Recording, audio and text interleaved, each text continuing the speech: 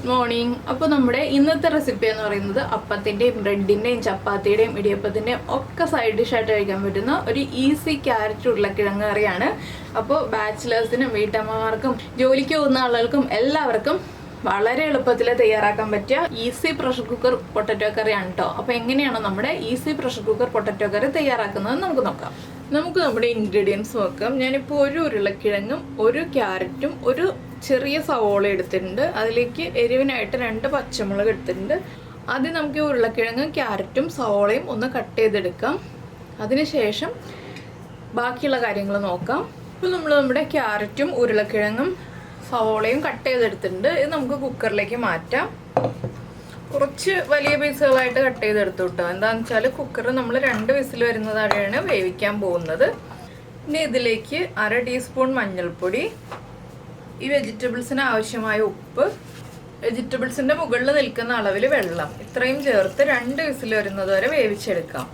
ഇനി നമുക്ക് ഇതിലേക്ക് വേണ്ട അരപ്പ് റെഡിയാക്കി എടുക്കാം. അരപ്പ് റെഡിയാക്കാൻ നമ്മൾ തേങ്ങയും പച്ചമുളക് മാത്രമാണ് ചേർക്കുന്നത്. ഇത് രണ്ടും ചേർത്ത് കുറച്ച് വെള്ളം ചേർത്ത് നന്നായിട്ടൊന്ന് അരച്ചെടുക്കാം. ഇപ്പോൾ നമ്മൾ ഇതുപോലെ ഫൈൻ പേസ്റ്റ് ആയിട്ടല്ലാതെ ചെറിയൊരു തരിതരിപ്പോട് കൂടി അരച്ചെടുത്തിട്ടുണ്ട്. ഇത് നമുക്കിനി ഒരു പാത്രത്തിലേക്ക് മാറ്റി വയ്ക്കാം. നമ്മുടെ കുക്കർ ഇപ്പോൾ പ്രഷറൊക്കെ പോയി ഞാൻ തുറന്നിട്ടുണ്ട്. കുറച്ച് വെള്ളമുണ്ട് കേട്ടോ അതിൽ. ഇതിലേക്ക് നമ്മൾ അരച്ച് വെച്ചിരിക്കുന്ന അരപ്പ് ചേർത്ത് കൊടുക്കാം.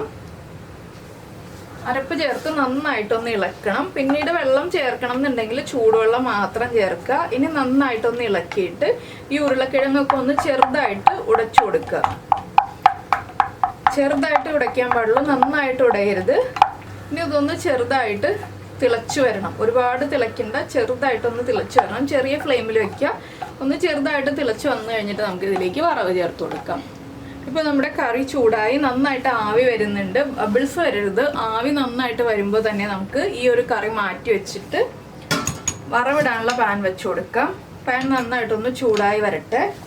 അപ്പോൾ നമ്മുടെ എണ്ണ ചൂടായി വന്നിട്ടുണ്ട്. എണ്ണയിലേക്ക് നമുക്ക് ആദ്യം വറ്റൽമുളക് ഒരു 3 എണ്ണം ചേർക്കാം. അതിൻ്റെ കൂടെ തന്നെ കറിവേപ്പില ചേർക്കാം.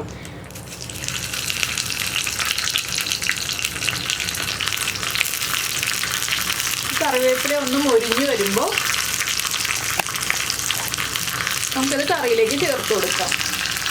ഞാൻ ഈ വറവ് കറിയിലേക്ക് ചേർക്കുകയാണ്. ഇതിലേക്ക് കടുക് വേണമെങ്കിൽ ചേർക്കാം കേട്ടോ. ഞാൻ കടുക് ചേർക്കുന്നില്ല എന്നേ ഉള്ളൂ. ഈ വറവ് ചേർക്കുക എന്നുള്ളത് നിർബന്ധമാണ്. അപ്പോൾ ഇനി അടച്ചു വയ്ക്കുക. നമ്മുടെ കറി റെഡി ആയി കഴിഞ്ഞു. ഇത്രയേ ഉള്ളൂ നമ്മുടെ